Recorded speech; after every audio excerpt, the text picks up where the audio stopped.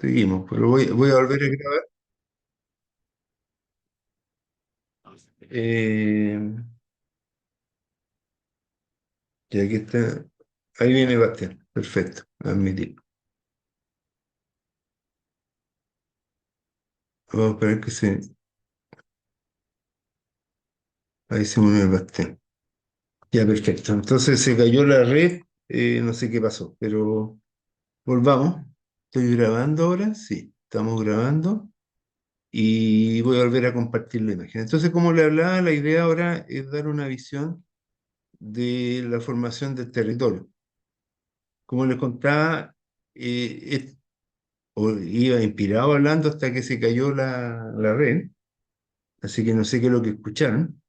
En esta imagen del ciclo hidrológico, el Servicio Geológico de Estados Unidos, se ven cuencas que tienen que tienen una forma bastante tradicional, en el sentido que hay una cabecera de cuenca, y de ahí la cuenca sigue teniendo la forma de un valle hasta llegar al mar.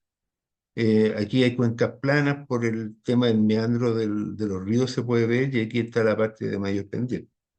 Nosotros, por nuestras características del territorio, tenemos ciertas particularidades que las vamos a ir viendo ahora. Pero en general, una de las cosas que vimos ayer y que quiero reforzar nuevamente es que vamos a tener ecuaciones diferenciales que controlan el movimiento del agua subterránea. Y eso ustedes lo podemos modelar hoy en día en la clase que viene, la semana que viene, la clase de modelación que va a hacer Víctor, te apunta a eso. Tenemos la matemática que representa el movimiento de agua subterránea, y eso ha sido un desarrollo espectacular de los últimos 40 años. Antes de los 70 era todo un tema y había un montón de ecuaciones diferenciales y soluciones semianalíticas que se habían desarrollado para reproducir casos específicos, pero todo esto explotó y en cierta forma quedó obsoleto cuando se desarrollaron los modelos numéricos. Y hoy en día, en general, la tendencia específica para agua subterránea es mediante el análisis usando modelos numéricos, y realmente la cosa funciona bastante bien. Y tenemos esa posibilidad de enfrentar cualquier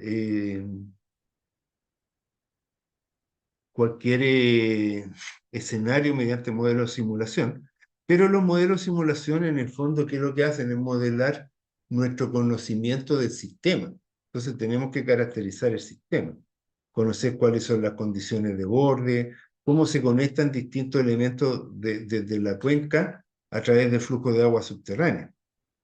Entonces es sumamente importante, bajo ese punto de vista, tener una caracterización inicial del territorio. Y eso es lo que apunta esta clase. Cualquier cosa que haya alguien en la sala de espera o algo, me avisan, por favor, porque yo de aquí no lo voy a ver. Entonces, la formación del territorio parte de la estructura del planeta Tierra. Nosotros vivimos en un planeta que se está enfriando. Hay un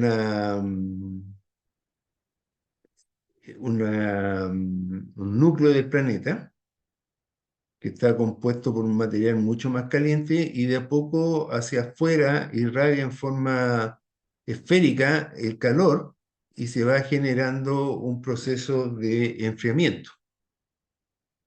A mí me gusta compararlo, pero ahí debo decir que se me cayó el carnet. Comparar el proceso de enfriamiento del planeta con cuando yo era chico y tomaba leche que venía la leche entera.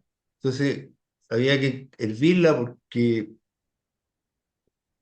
había que prevenir, no era leche de esta que viene en caja de hoy en día, era una leche que la vendían en botella. Entonces había que hervirla, y, y se formaba una nata arriba, donde se producía el proceso de enfriamiento. Y esa la sacábamos y la comíamos como azúcar.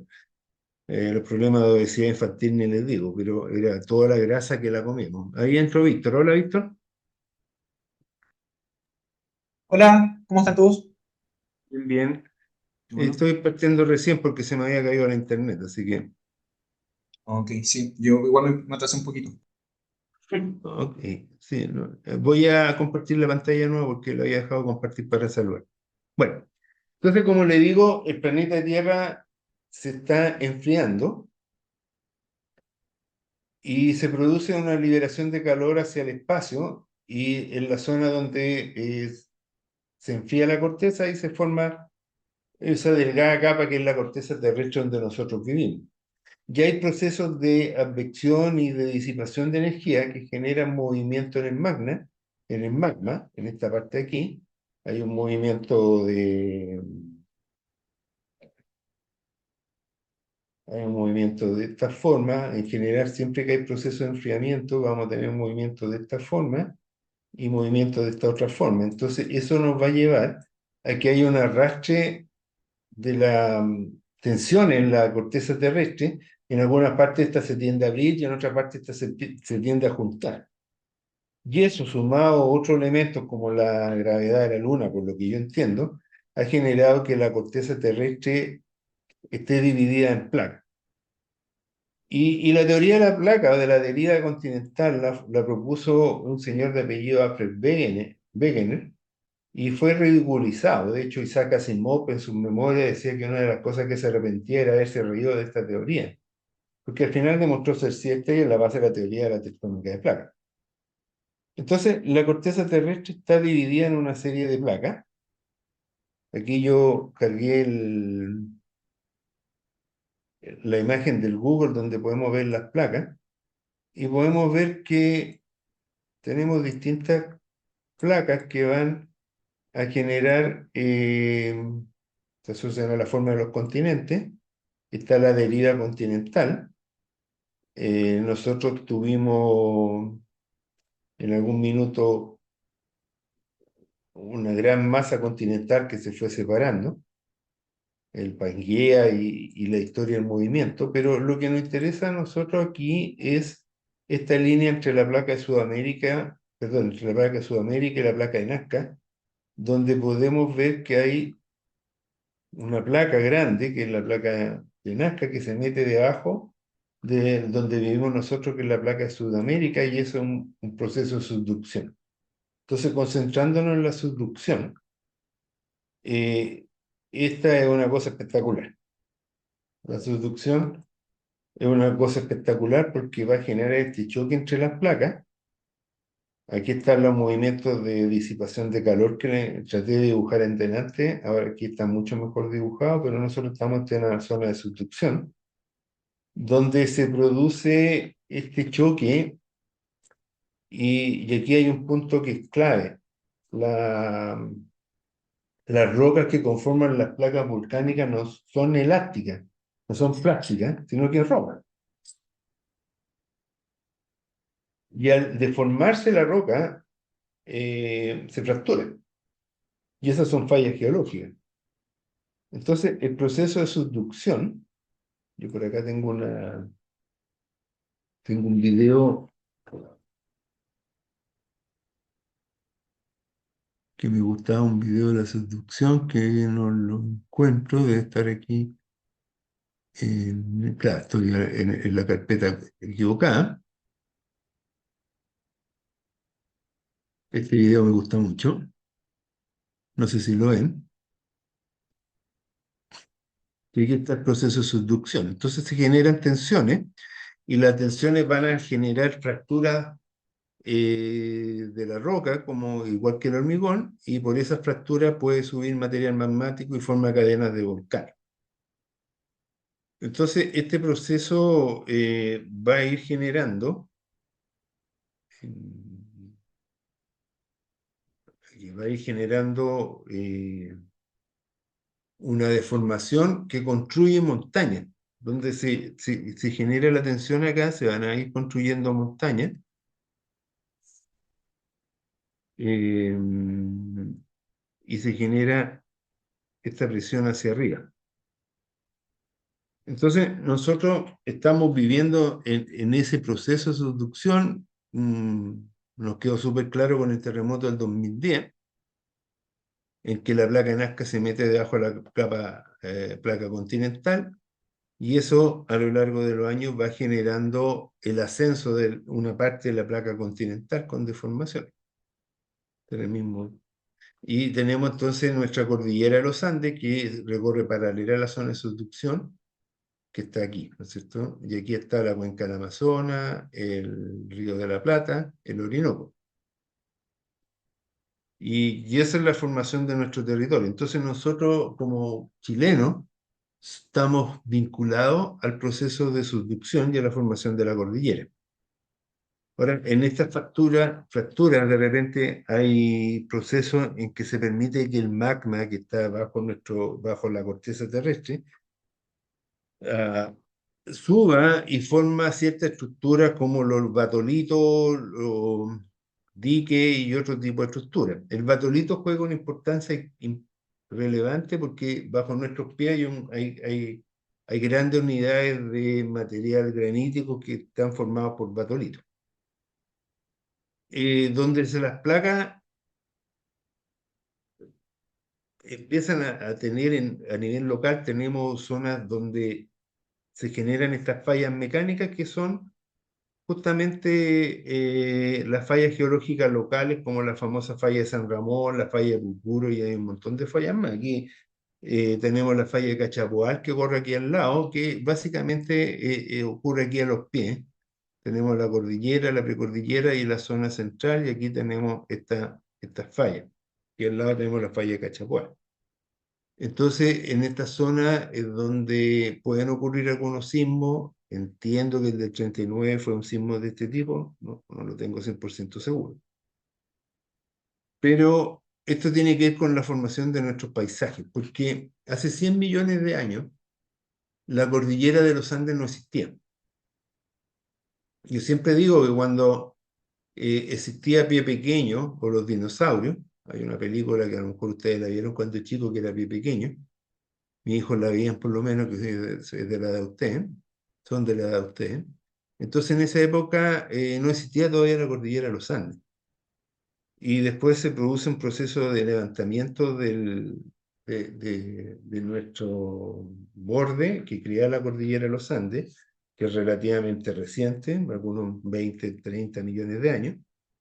Y al levantarse la cordillera de los Andes, por supuesto, hay una tensión acumulada importante que genera estas fallas geológicas. Ahora, la cordillera de los Andes se levanta, aquí está la cordillera de la costa y por acá está el batolito, general el batolito costero, o el granítico.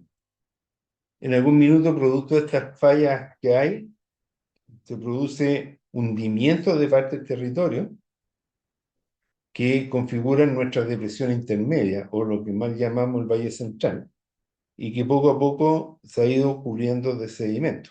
Entonces, aquí aparece un tema que es bien relevante y que a mí me costó mucho entenderlo al principio, que era que cuando se produce la cordillera de la costa, el drenaje sigue yendo hacia el oeste y los ríos buscan cruzar la cordillera de la costa, que era más antigua. Existía antes la cordillera de la costa, por lo tanto es más antigua. Entonces, cuando se produce este proceso, los ríos empiezan a cruzar la cordillera de la costa y ese cruce lo mantienen a lo largo de todo este tiempo. Y eso genera nuestra característica más importante, en el sentido que el drenaje va de mar de cordillera a mar, que tenemos esta zona donde están los rellenos de erosión. Y entonces esto es parte del informe actual del río, de la cuenca del estudio hidrogeológico del río Itata, en que tenemos aquí algunos perfiles. Entonces se pueden ver los perfiles geológicos de parte del territorio. Entonces aquí tenemos la cordillera, tenemos las fallas y aquí están los rellenos del Valle Central. Aquí hay una zona de la formación La Montaña, que es lo que llamamos precordillera en realidad. Me equivoqué en delante. Este mono es más claro. Aquí tenemos la formación La Montaña y el flujo de agua subterránea, entonces se recarga acá en la cordillera de los Andes. Aquí hay un punto importante, que es el efecto orográfico. Las lluvias vienen desde el Pacífico y chocan con la cordillera de los Andes, y vamos a tener un marcado efecto orográfico. Por ejemplo, acá en Chillán llueve 1000 milímetros al año, y en las Termas de Chillán llueven 2000 milímetros al año. Entonces, aquí hay una zona lluviosa donde se privilegia la recarga y el movimiento de agua subterránea va a seguir la topografía y va a seguir en esta dirección, pero se va a encontrar con la cordillera de la costa y eso va a forzar que haya un afloramiento de agua subterránea en la interfaz entre la cordillera de la costa y el Valle Central. Y ahí, en esa interfase, aparecen algunos ríos, como el río Comilla, el río Claro de Talca, el río Claro de San Rosendo, el río Vergara, el río Changaral de Cachillán. Entonces, todo este comportamiento se traduce en esta configuración que es típica del Valle Central de Chile, en que tenemos eh, que los ríos principales cruzan la cordillera de la costa a través de un valle, que puede ser el Valle del Maule, el Valle del Rapel, el valle, yendo de norte a sur, tenemos el Valle del Maipo, de Melipilla hacia San Antonio, el Valle del Rapel, el Valle del Mataquito, ahí donde está Licantén, el Valle del Maule, que desemboca en Constitución, el Valle del Itata, el Valle del Biobío. Entonces tenemos estas formaciones. Y justo agua arriba de donde el río principal cruza la cordillera de la costa, se juntan una serie de afluentes, que son los ríos que se van juntando para eh, evacuar la cuenca. Entonces, esto yo lo voy a llevar aquí a este software, que es un programa que me permite reproducir el relieve, y podemos ver que en el caso del Biobío, tenemos que los 20.000 kilómetros cuadrados de la cuenca del Biobío producen agua, y toda esa agua va a tratar de pasar por este estrecho que está cerca de San Rosendo, en que el Valle del Biobío tiene apenas 1 kilómetro de ancho, y por ahí se produce el transporte de agua hacia el océano. Entonces, aquí empieza a ocurrir una cosa sumamente relevante, que es la relación entre la topografía y el flujo de agua. Porque cuando vemos esta zona, y si hago un corte a lo largo del Valle Central, aquí por ejemplo tomando el Laja, vamos a tener, esperen que me quedo mal aquí, voy a volver a hacer el corte. Aquí esta cosa hay que hacerla siempre como 2 o 3 veces para que me funcione. Ahí está. Entonces, vamos a tener que el Valle Central viene bajando. Bueno, este es un tema de la topografía, pero en general la tendencia es que el Central viene bajando. Aquí no se nota tan espectacularmente. Dejen reproducir el corte de nuevo, pero a partir de este punto. Ahí está. De aquí empieza el control geológico de la cordillera de la costa. Ahí. Entonces, el Valle Central viene bajando, se produce esta zona donde aquí está el río Biobío. Y esto se reproduce, esta tendencia, a lo largo de todo nuestro de todo nuestro territorio del Valle Central. Aquí, por ejemplo, me gusta más la altura de Ñuble, voy a hacer otro corte para que lo vean.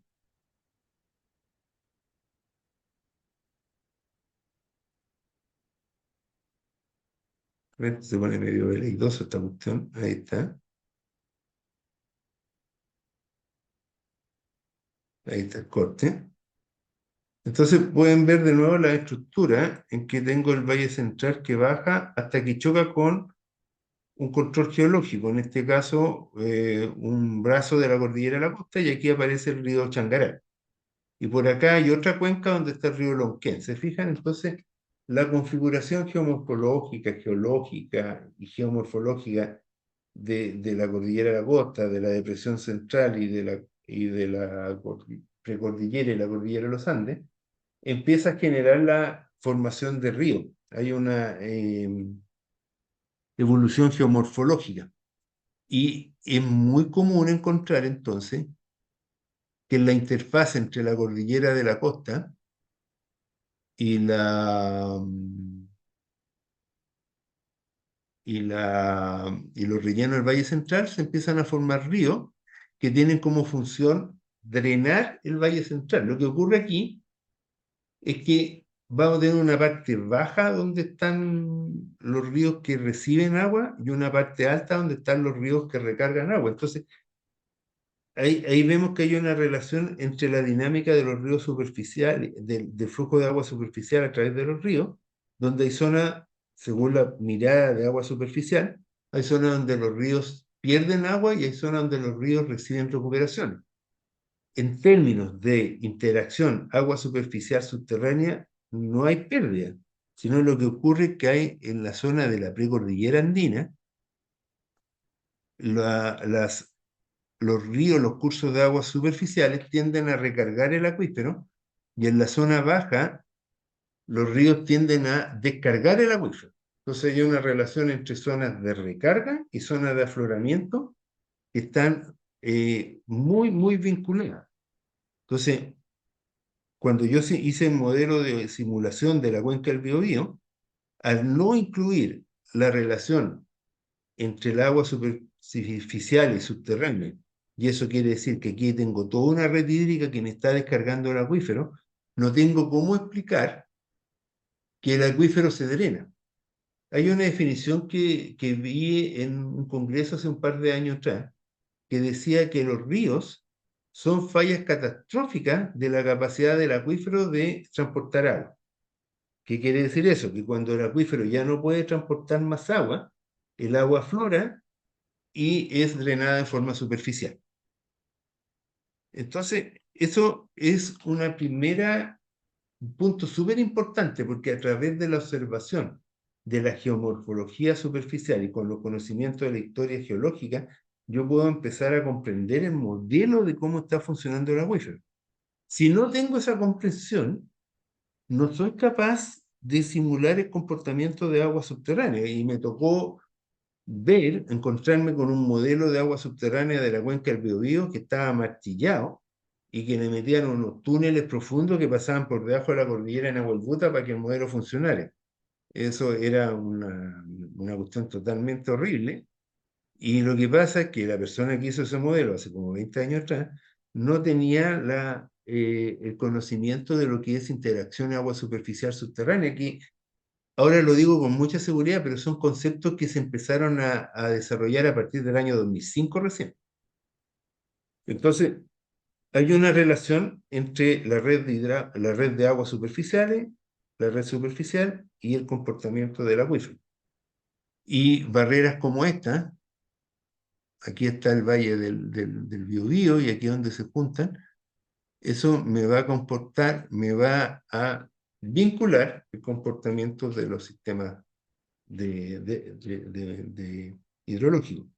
Ahora, los valles se rellenaron a través de procesos de transporte de sedimentos desde la montaña. Aquí me gusta esta imagen que fue un pantallazo que podemos ver cómo el Valle de Santiago se fue rellenando. Yo no sé si ustedes han pasado alguna vez por el túnel de San Cristóbal, pero uno entra por un lado con el túnel a la cota de Providencia, de ese sector, y por el otro lado, cuando uno sale a esa huechuraba, está arriba de un cerro bastante alto. Y eso es porque uno no nota, pero la pendiente del relleno de Santiago es del orden del 3%.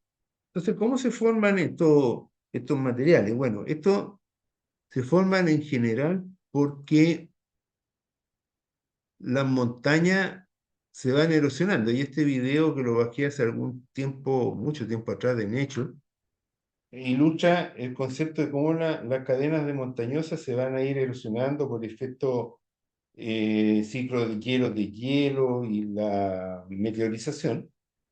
Y ya han existido cadenas montañosas que simplemente han desaparecido a lo largo de la historia geológica de la Tierra. Entonces, la cordillera de los Andes está jugando un rol bien interesante, porque por un lado está creciendo por toda la tectónica de placas, les recuerdo que es una cordillera reciente, pero por otro lado también se va erosionando. Entonces,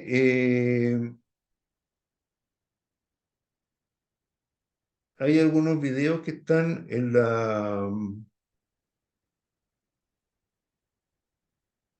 en el Canvas, pero aquí tengo uno que lo voy a mostrar, lo voy a dejar sin audio, donde se muestre un flujo de detrito que se produjo por un aluvión. Entonces, claro, todos nosotros hemos escuchado alguna vez alguna noticia de un aluvión que ha ido bajando en algún valle cordillerano. Cuando esto lo llevamos a la escala de tiempo geológica, podemos entender el proceso de relleno de nuestros valles a través de todo esto, aluviones que han ido ocurriendo una y otra vez. Es realmente espectacular pensar en cómo se ha ido formando el territorio. Uno piensa que el territorio es estático, es fijo, pero no, es verdaderamente dinámico. Entonces, eso nos genera los rellenos de los valles, que lo que hacen es rellenar a través de estos conos, donde se van rellenando. Y lo que pasó en Santa Lucía, una localidad que está ubicada en la Patagonia, el problema es que la localidad se construyó justamente en esta zona, vino un aluvión y pasó por encima. Mal ubicada la localidad, eso es parte de los errores que cometemos el ser humano cuando despreciamos la historia geomorfológica y geológica del lugar. Esto lo pueden leer, pero nosotros también tenemos la glaciación, un efecto importante de la formación de glaciares, donde vamos a tener valles en forma de U, por ejemplo, aquí tenemos Renegado, que es uno de los tantos valles glaciares que tenemos, y los valles que no han sido formados por glaciares tienen forma de V. Entonces, eh, la glaciación es importante. Yo tiendo a imaginarme el proceso de glaciar que se llena esto con una gran masa de hielo que también hace presión sobre la corteza, y por eso es que los grandes periodos glaciares están asociados al volcanismo, porque se le agrega un peso enorme sobre la corteza y eso hace que el magma salga. Entonces, es bien interesante y no es casualidad que el volcán Chillán se generó durante un proceso de glaciación. Y era porque estaba este peso que obligaba al magma a salir y ahí aparecen las lavas pincheiras, que son las lavas originales del sistema complejo. En algunas partes los lagos al retirarse forman las morrenas que generan la base donde se crean los lagos.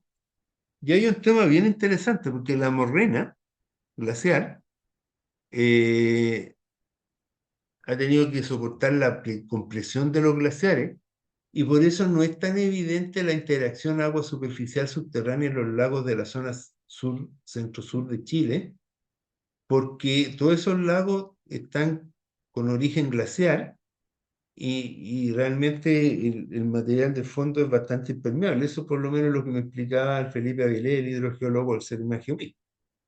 Entonces también hay que pensar alguna vez que intuitivamente la conexión entre los lagos y los sistemas de agua subterránea no es tan fácil porque entre medio está este material glaciar compactado, que es menos permeable. Otro agente que no aparece y no aparece con mucha fuerza acá en nuestro territorio es el volcanismo. Tenemos volcanes, tenemos varias cadenas de volcanes en el norte grande y a partir de la región metropolitana hacia el sur.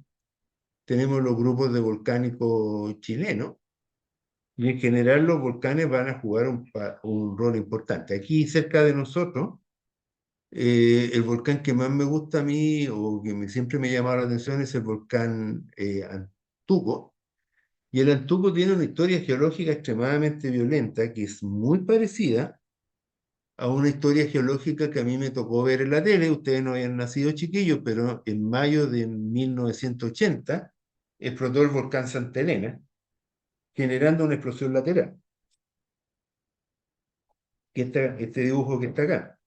Todo el cono del volcán Santa Elena explotó hacia el lado y generó esta situación. Esta era la imagen del volcán antes y la imagen del volcán después. Se generó una tremenda explosión. Y algo muy similar ocurrió con nuestro volcán Antuco. El volcán Antuco tuvo una explosión lateral, hay un paper que lo describe, y el material del volcán Antuco cayó hacia el lado y generó la barrera del río Laja. Entonces, cuando nosotros vamos aquí al Antuco,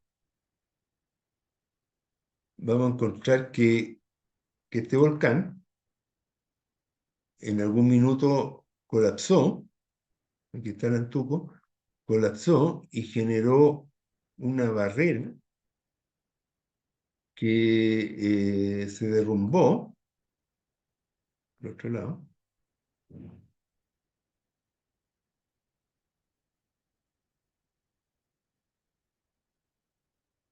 y tapó el río Laja, generando esta barrera del río Laja.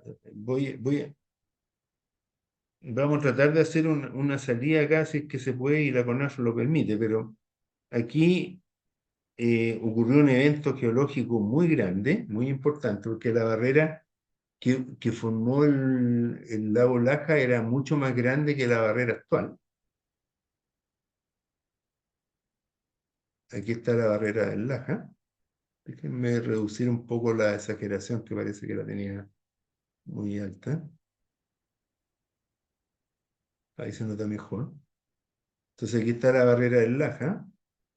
Y por acá abajo empiezan a aflorar algunas vertientes grandes, que son las vertientes de los saltos del Laja. Pero cuando se formó originalmente esta barrera, el relleno llegaba hasta por acá. Y lo que ocurrió es que el lago se llenó, rebalsó y colapsó la barrera en gran medida, generando un cono de arena que cubrió desde el río Itata hasta el río Biobío, que son las arenas del Laja, que están caracterizando el paisaje nuestro desde el río Itata hasta el río Biobío. Y una capa de aproximadamente 12 metros de arena como esta, que cubre todo el territorio, que son restos de ese enorme aluvión que tuvimos. Hay evidencia de varios aluviones en el río Teno y en otros ríos que hemos tenido a lo largo de nuestra historia geológica. Y eso es impresionante porque al final lo que hace es que tenemos una red hídrica nosotros en torno al río Laja y al río Itata, pero que la verdad, aquí están las arenas del Cabestel Laja, aquí viene el río Claro, y en toda esta zona de acá hay una masa de 10 metros de arena en que hay una tremenda interacción. A mí me tocó en un proyecto hace muchos años atrás medir el flujo de agua subterránea porque estaba haciendo un estudio de impacto ambiental por una planta de celulosa ubicada en Cholguán. Y el flujo de agua subterránea que iba del río Laja al río Itata era del orden de 7 o 8 metros cúbicos por segundo de forma subterránea a lo largo de todo el tramo donde los ríos van prácticamente juntos. De hecho, el Itata nace prácticamente al lado del Laja, aquí en Tucapel. Si yo me paro en Tucapel, aparece un estero que se llama La Jita, que es un tributario del Itata. Entonces, en esta zona, el Itata está haciendo un hay ¿cómo se llama? Una captura de agua del Laja por parte del Itata, un trasvasije subterráneo de Cuenca, bien importante. Entonces, no es tan fácil cuando la DGA hace un modelo hidrogeológico y dice vamos a considerar la cuenca del Biobío o vamos a considerar la cuenca del Laja, porque en realidad eh, las cuencas hidrográficas superficiales solamente responden a los últimos periodos geológicos en que hemos tenido alteraciones por volcanes, lagunas, y etcétera, y etcétera, y etcétera es bien largo. Por ejemplo, la cuenca del Ñuble, para no hablar solamente de estas dos regiones, la cuenca de Ñuble también drena hacia la cuenca del Maule, y en esta zona amplia del Maule probablemente hubo una laguna, un lago muy grande, porque toda esa zona es muy plana y hay arrozales con una capa de arcilla. Entonces, la descripción geológica de lo último del último millón de años es bastante deficitaria realmente en la zona central de Chile. Aquí tenemos mucha incógnita. Yo he ido identificando muchas cosas que uno observa en terreno, pero que no están documentadas en base a la descripción geológica del territorio. Eso es un hecho de la causa. Pero lo interesante es que se forman, que no necesariamente el límite de los acuíferos corresponde al límite de las cuencas superficiales. Y al final del día terminamos a hacer alguna simplificación. Otro efecto que a mí me marcó bastante fue la erupción del volcán Chaitén en el año 2008, porque yo nunca había entendido los procesos de formación de la área, hasta que vi uno en la tele, cuando toda la ceniza del Chaitén bajó y formó un lahar en torno a la antigua ciudad, cubriendo autos y todo este tipo de, todo lo que hay ahí en Chaitén. Y eso es el mismo proceso de formación del lahar que genera el salto del lago. Entonces, es bien interesante porque al final los lahares son procesos activos de volcanismo, una combinación de clima, volcanismo, flujo piroclástico que ha ido generando nuestro territorio. Entonces, acá en Chillán, bajo los pies de esta ciudad, hay una capa de material consolidado que le llamamos tosca, que probablemente tiene origen en una erupción volcánica espectacular que tuvimos hace algunos miles de años.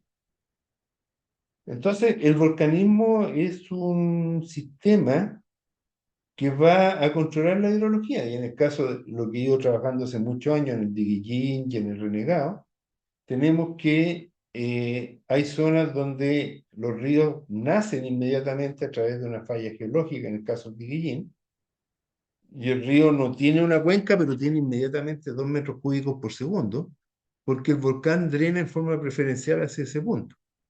Ese es el Valle de Aguascalientes que está aquí, entonces aquí nace el río de Guillín, simplemente la cuenca termina acá y aquí nace el río con 2 metros cúbicos por segundo porque está asociado a una falla geológica.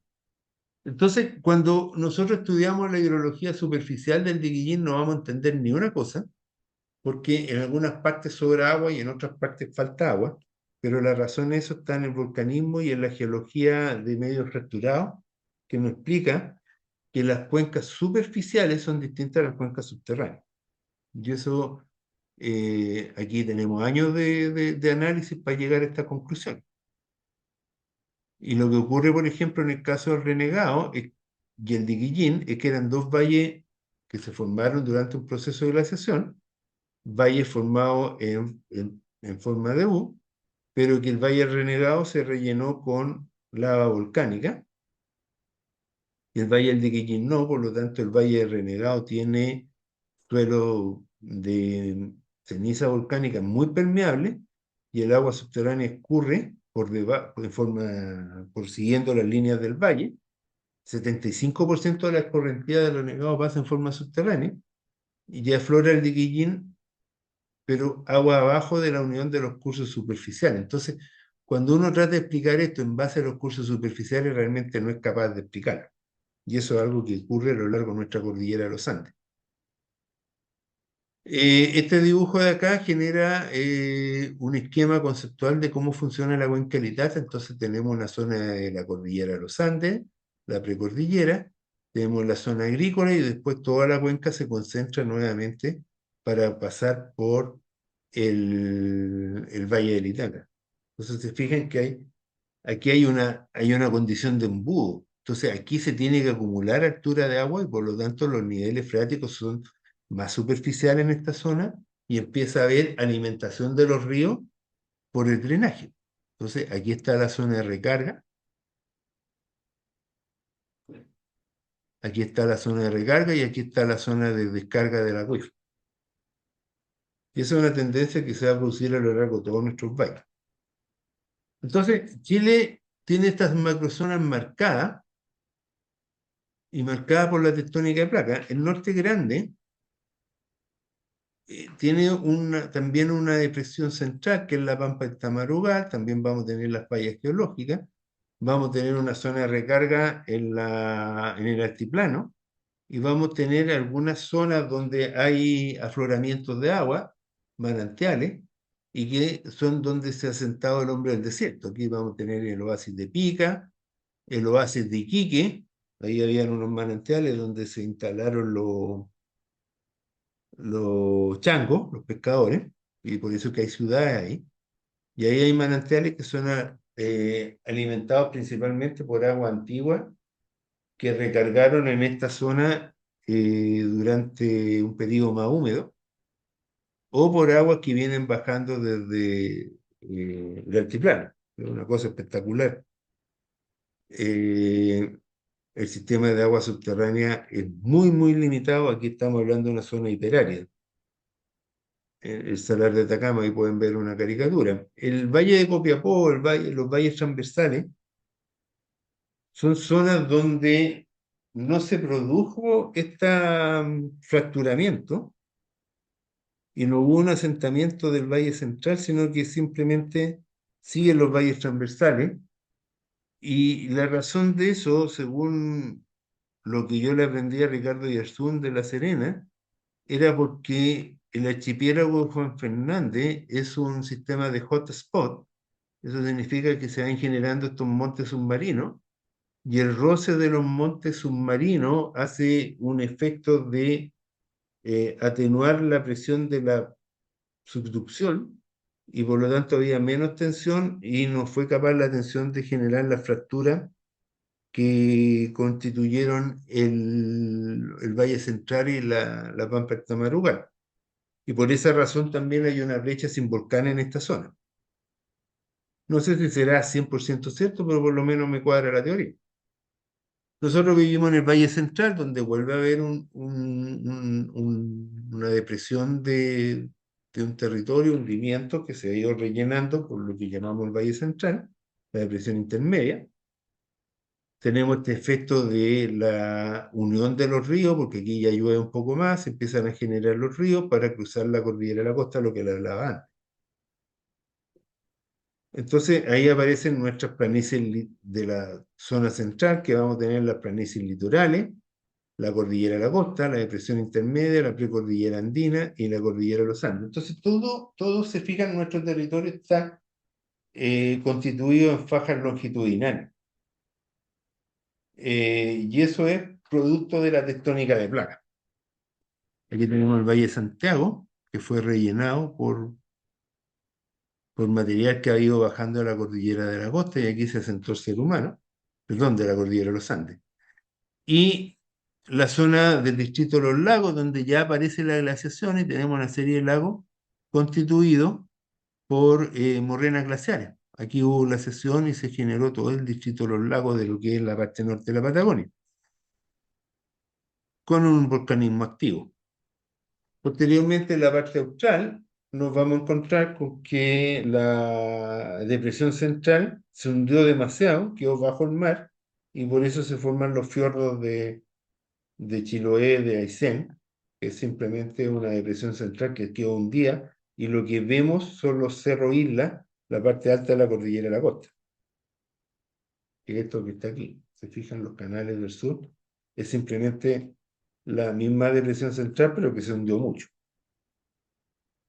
Y ahora eso nos lleva a nuestro territorio. En general, nuestro territorio, la mayor cantidad de la población se ubica entre La Serena y Temuco, y es zonas donde vamos a tener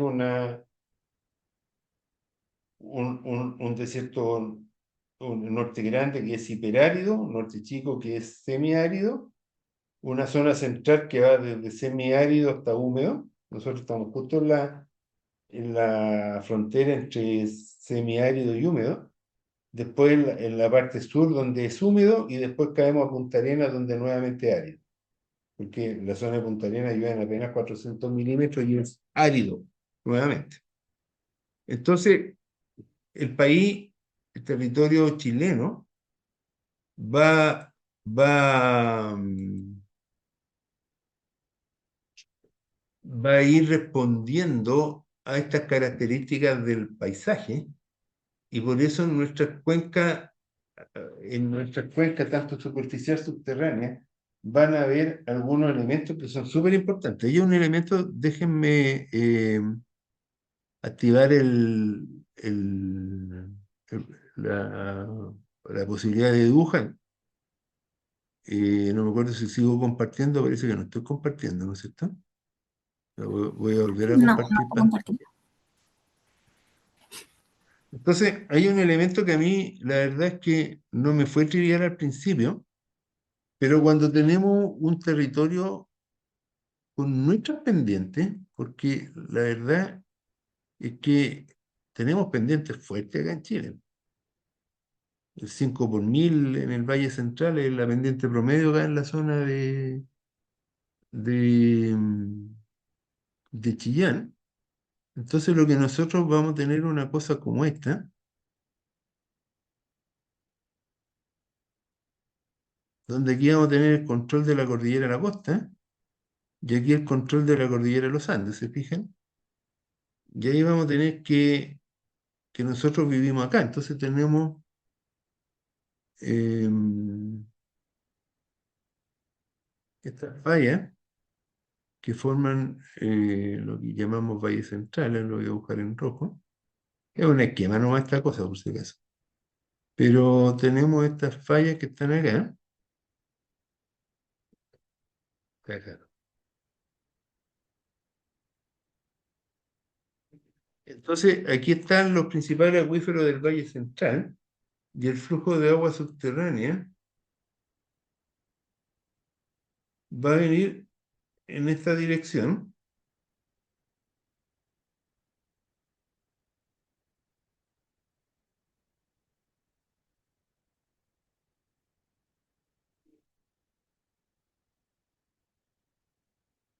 Va a venir siempre en esta dirección. Vamos a tener unas zonas de recarga importantes de la recarga del frente montaña,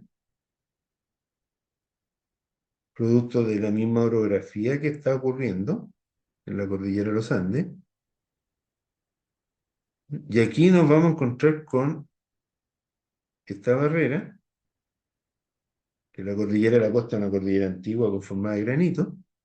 Entonces, la reacción va a ser el afloramiento de agua en la parte baja. Y eso a nivel regional. A nivel local, en general, en la línea de... Recordemos nuevamente, y esta es la parte encachada, que el agua subterránea no se va a mover, tiene que responder a la ecuación diferencial esta que yo le estaba hablando. Entonces lo que vamos a tener es que en la parte baja de los valles vamos a tener un control geológico, porque sencillamente el agua va a tener que aflorar, pero hacia arriba el agua subterránea se va moviendo de acuerdo a la ecuación de flujo de agua subterránea, a la ecuación que vimos eh,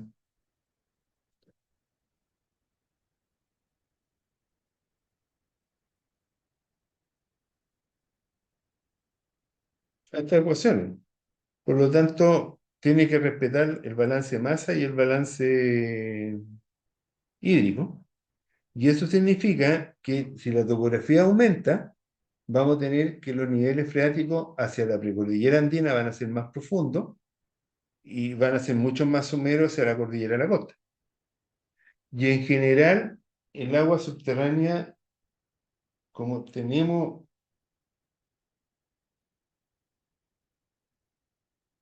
este relieve chileno tan estrecho, o sea, entre la cordillera de los Andes y el océano, siempre vamos a tender a tener un escurrimiento hacia el oeste, en esta dirección. Y vamos a tender siempre a tener esta...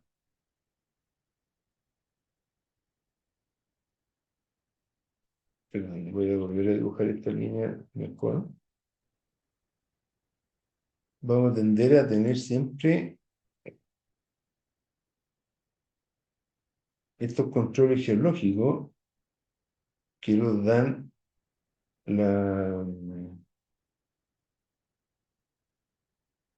Aquí está el rey, aquí está bueno, esta es la cordillera de los Andes, y ahí viene el Valle Central, ¿se fijan?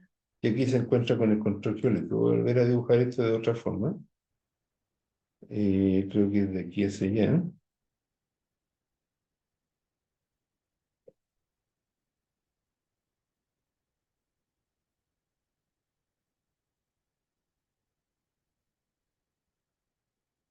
Se ve nuevamente la cordillera de los Andes, el Valle Central y el control geológico de la precordillera de la costa. Producto de la altura de la cordillera de los Andes, la cordillera de la costa parece más baja, pero es una roca granítica, entonces el acuífero está aquí. Y a nivel local siempre, por ejemplo, en el caso del Valle Renegado, que tengo pendientes muy fuertes, siempre al final del día va a aparecer mi viejo y querido amigo Darcy. Y Darcy, ¿qué es lo que me dice?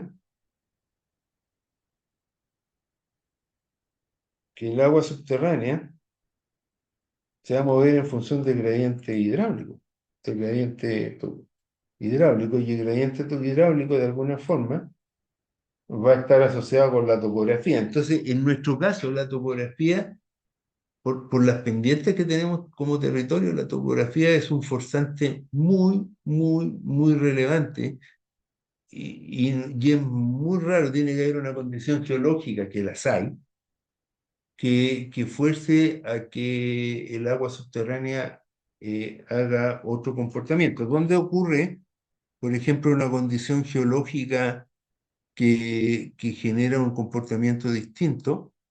Aquí en el Valle del Renegado,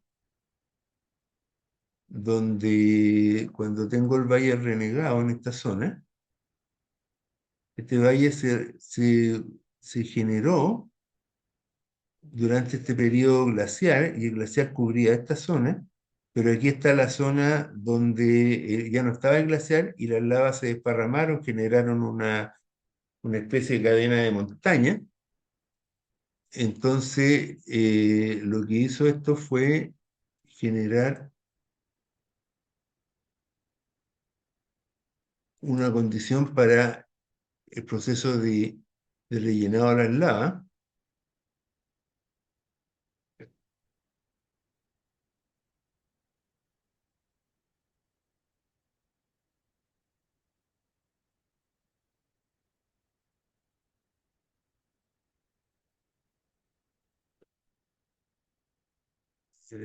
Estoy buscando aquí la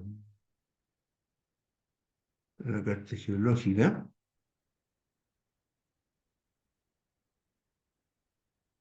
Ahí está.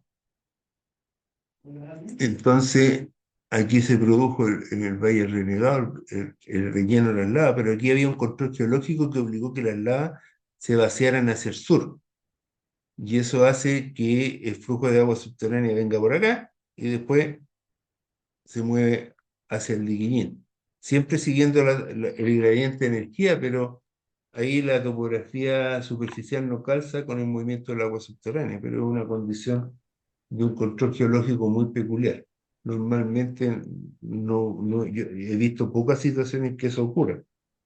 Pero el mensaje principal que les quería transmitir es que cuando uno necesita estudiar un sistema de agua subterránea, que por alguna razón me ha tocado estudiar eh,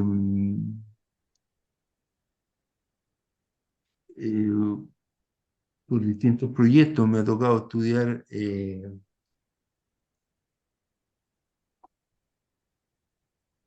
o llegar a un sistema de estudio, hay que hacer una caracterización lo más detallada posible de la geología, la geomorfología, porque eso va a dar las claves fundamentales de eh, cómo es el comportamiento hidrogeológico del sector. Entonces, en una caracterización de agua subterránea hay que gastar harto tiempo analizando la información geológica y geomorfológica. Ese es un tiempo que yo tengo que aprender cómo va a funcionar el sistema en estudio, cuál es la historia geológica, cuáles son los forzantes principales, y eso me va a simplificar mucho la aplicación del posterior modelo. Entonces, la verdad, chiquillos, sobre todo el rol aquí de la geología es fundamental. Y el nivel de conocimiento de la geología se requiere bastante detalle y harto tiempo.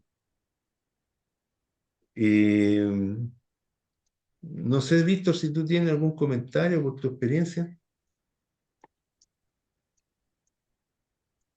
Así aprovecho de tomar un té.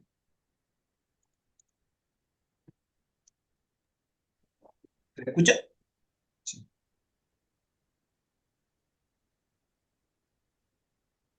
Ah, ¿se escucha? Sí, ahora se escucha despacito, sí, Víctor. Sí. Tengo problemas, parece, con el audio.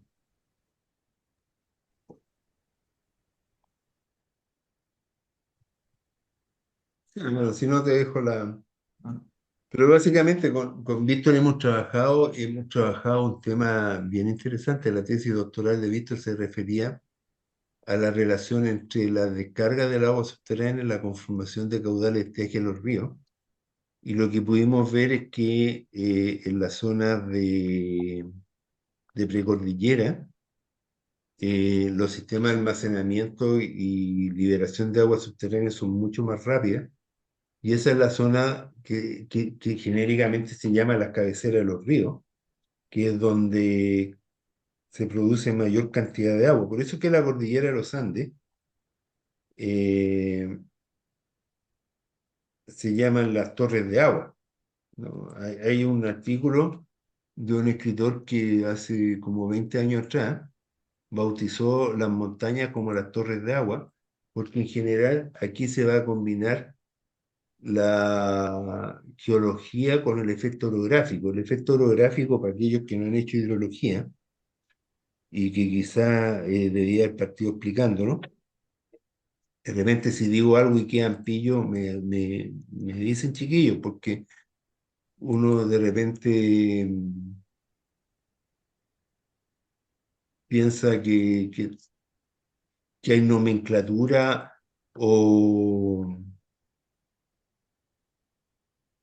cosas que damos por hecho, pero que no necesariamente alguien lo tienen que manejar. Estoy compartiendo pantalla, ¿no? No me acuerdo ahora. No aparece. Entonces voy a compartir aquí un video que es sobre el efecto orográfico y lo que ocurre es lo siguiente. ¿Por qué no se me agranda esta cosa? Eh,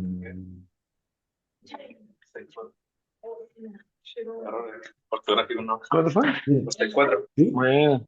Ese debe ahorrar fotográfico. Ahora se ve, ¿o no? Ortográfico y más de detalles que de repente botas se me fue por la ansiedad. Bueno.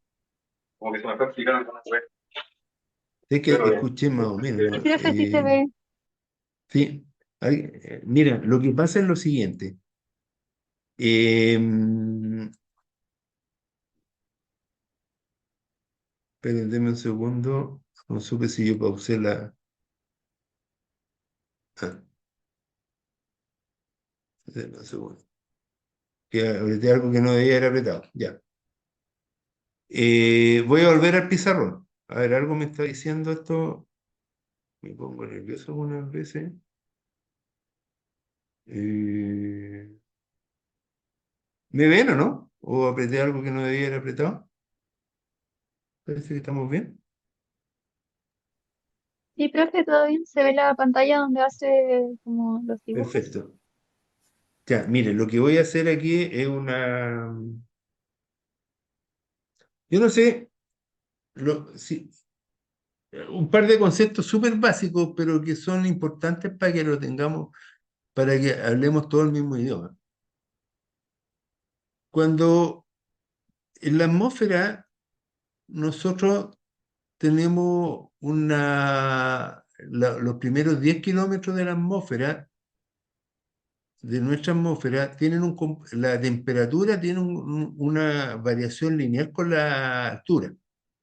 Entonces, en general, lo que nosotros podemos decir es que si aquí tengo un gráfico, y aquí la tengo que pensar porque siempre me equivoco, pero creo que voy bien, la temperatura disminuye con la altura. Entonces, a mayor altura, menor temperatura. Entonces, si este gráfico de acá, esta es la temperatura y esta es la altura. Y por eso, por esa razón, si yo estoy en Chillán y hay 12 grados de temperatura, en las termas de Chillán podría esperar que hubieran, qué sé yo, 5 grados de temperatura. Más o menos esa es el promedio. La verdad es que nunca se ha sabido dónde se cumple eso, pero vamos a tener que, se dice que acá en Chile la temperatura varía 6,6 grados cada 1000 metros. Aquí tengo un profe, el Sebastián Cross, que ha hecho mediciones y en ninguna parte, y yo tampoco las veces que he hecho la medición me ha calzado eso, pero aceptemos lo que es más o menos una relación, una regla de dígito oscilante. Entonces, en promedio, nosotros tenemos que la temperatura disminuye con la altura, pero hay situaciones donde ello no ocurre y eso se llama la famosa inversión térmica, donde hay episodios de contaminación, pero no nos vamos a preocupar por eso ahora. En la medida de que aumenta, perdón, que disminuye la temperatura, en la medida que disminuye la temperatura, eh, se produce un aumento de la... Aquí hay otra ecuación que entra en juicio, que es la ecuación de generación de la temperatura de rocío, que es la ecuación de Clapeyron, que se llama, y que básicamente tengo otra ecuación.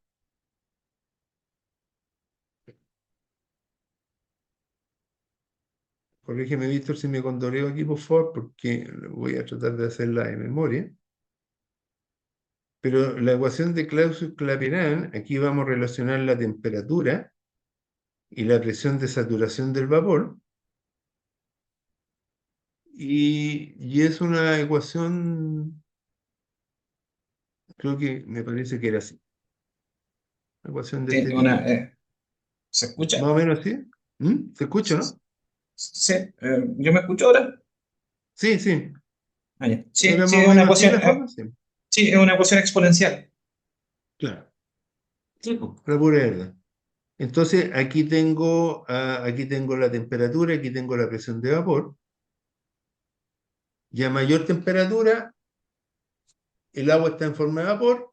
Cuando baja la temperatura, el agua se condensa, generando líquido, y por eso que en las mañanas tenemos el punto rocío, porque la temperatura es menor y entonces el agua se condensó y las gotitas de agua quedan en el pasto.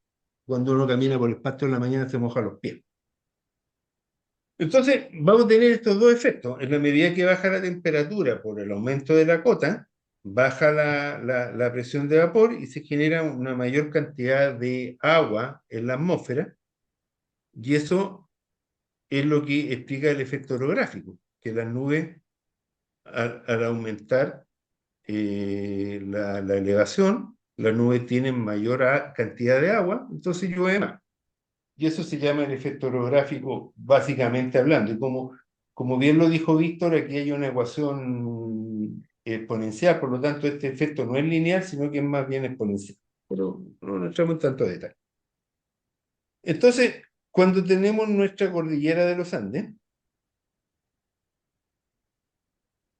y cuando tenemos esta barrera orográfica grande que es la cordillera de los Andes, retiene lluvia y por lo tanto llueve más en la cordillera, 2000, 3000 milímetros, que en el Valle Central, y eso significa que la cordillera acumula mucha agua y por eso se le llaman las torres de agua. Y recordemos que aquí la precipitación viene del Pacífico hacia Argentina, entonces nosotros lo que hacemos a través de la cordillera de los Andes es capturar agua y por esa es la zona donde hay mayor recarga. Y eso es algo eh, que está basado en la física, en la climatología y en la tectónica de placas. Concepción, por ejemplo, está aquí. Aquí no se nota mucho por la diferencia de topografía entre la cordillera de los Andes y la cordillera de la costa, pero la cordillera de la costa también hace un abanico, y por eso que en Concepción llueve mucho, y acá también llueve en esta zona, porque la cordillera de Nahuelbuta va atrapando agua también de la atmósfera a través de un efecto orográfico. A mí me ha tocado algunas veces salir de Concepción con un montón de lluvia y cuando cruzo la cordillera de la costa y llego a Nueva Aldea, está lloviendo menos porque esa es una zona de sombra donde se produce una protección de la lluvia. Y eso es básicamente el efecto orográfico, que tiene que ver con los mecanismos de formación de precipitación. Entonces, al integrar todo esto, vamos a ver que efectivamente la mayor recarga se produce en la zona andina, preandina, y los ríos tienden a, en las zonas más planas, a drenar agua. Y esos son los grandes patrones a nivel nacional.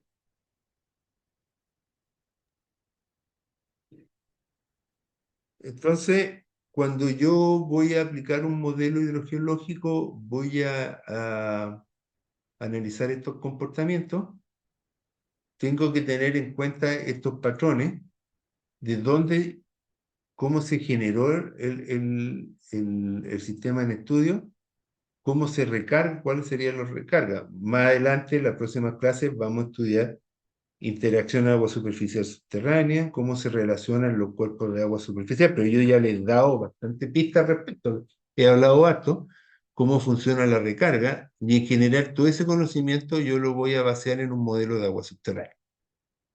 Eso. La idea ahora, he hablado harto rato, es que la próxima clase con Víctor vamos a ver cómo funcionan los modelos de agua subterránea y la idea es ir acoplando esto en el caso del humedal Lenga, que es relativamente simple, pero hacer el ejercicio de simulación. Y ese sería el contenido. El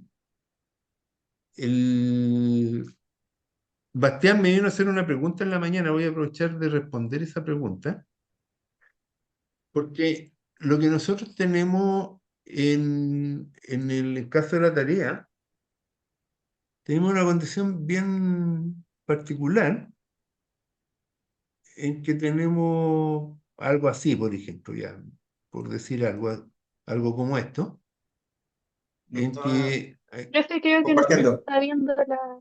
Sí, no estoy compartiendo, sí, por supuesto, siempre se me olvida, no puede ser de otra forma. Entonces, esta es la zona donde estoy dibujando algo aleatorio, pero aquí tengo el río Biobío. Le voy a poner un color azul para que se note que es río. Y aquí tengo la bahía que está, uno agota 1 metro y la otra agota 0 metros. Entonces, hay una de las preguntas que yo hago, porque en realidad cuando yo resuelvo la matemática con, con la fórmula de Todd y con la recarga, lo que hace esa fórmula es resolver una ecuación matemática, ¿no? Pero no le interesa la topografía. Entonces, lo que yo voy a tener es una ecuación matemática de que de alguna forma conecta los flujos de agua con las condiciones de orden y lo que ocurre en realidad es que puede ser una respuesta matemática como esta. Pero la topografía queda dada por la línea café, entonces, ¿qué es lo que me ocurre al final? Que aquí hay una zona donde en realidad se están produciendo afloramientos de agua. Y lamentablemente cerré el Google Earth porque me equivoqué, ¿no?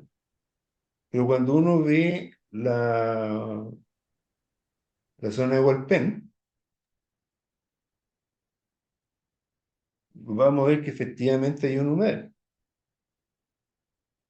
Denme un segundo que se está cargando el Google Earth aquí. Entonces, ¿qué es lo que hay? Que las ecuaciones matemáticas, como el ejemplo que teníamos de la ecuación de Todd, es una primera aproximación considerando que yo tengo un acuífero infinito, tanto para arriba como para los lados, y no se preocupa de la topografía. En cambio, el modelo numérico después, que es lo que vamos a poder usar, sí se preocupa de la topografía. Entonces, cuando con la ecuación matemática ocurre esta cosa rara que me dice que aquí voy a tener una altura de 20 metros, no recuerdo cuánto es el dato, pero yo sé que la superficie terrestre no está a 20 metros. Entonces, ¿qué significa eso? Significa que en realidad se me produce esta laguna, esta humedad. ¿Se fijan? Entonces, en el modelo numérico yo puedo incorporar el conocimiento de la topografía y ahí sí que voy a tener la posibilidad de predecir las zonas donde empiezan a formarse los humedales. Entonces, esa es la valorización que tiene el uso del modelo numérico, porque nos permite ajustar mucho mejor la realidad, pero tampoco dejar de pensar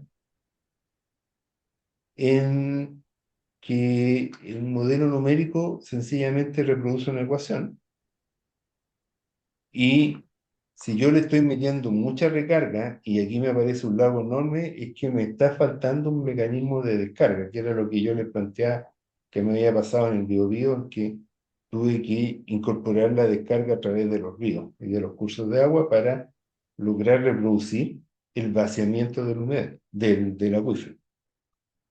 Entonces, lo que es importante aquí pensar en el sistema de agua subterránea como algo que tiene que cumplir con las leyes de naturaleza, tiene que cumplir con la geología y tiene que funcionar de acuerdo a lo que observo, porque si me equivoco en algún elemento de esa cadena, al final los resultados no son consistentes y eso lo hace súper bonito, porque si tengo un resultado no consistente, porque me equivoqué en alguna parte, tengo que volver a revisar hasta que logro reproducir el funcionamiento del sistema de agua subterránea de acuerdo a lo observado en terreno.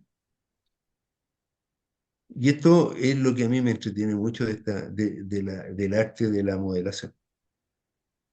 Y ahora sí que, pasa que no me deja compartir. Ahí sí. Y es parte del ejercicio que vamos a ir a hacer a lo largo de este curso. Entonces, eh, la semana que viene partimos con el trabajo de modelación y vamos a ir viendo después con calma las condiciones de borde, interacción agua superficial subterránea, efectos el efecto de las extracciones de agua y en general ir desarrollando ese estudio. Pero la gracia es tratar de ir en paralelo entre la aplicación de modelo y ir explicando las condiciones de borde. Eso sería. ¿Tienen Ya me el, cansé así. ¿Mm? ¿tienen el modelo o sea el software? No, yo le voy a entregar. Ah, gracias, Víctor, por recordarme. Vamos a usar el Groundwater Vista, ¿no es cierto? Que es más simple. Sí, el Groundwater. Groundwater El Vistas. Groundwater Vista es un modelo que es pagado, pero si yo uso una discretización, que aquí me estoy adelantando a la clase de Víctor, yo puedo discretizar en la zona de estudio en columna y fila. Entonces, si yo uso una discretización menor a, a 30 por 30, ustedes pueden modelar un sistema y es la aplicación académica del Groundwater Vista. Entonces, esa es la que vamos a usar. Yo creo que aquí ahora nos tenemos que poner de acuerdo con Víctor. Yo les voy a compartir a través de un link en el WhatsApp una carpeta donde pueden bajar el Groundwater Vista para que lo vayan instalando.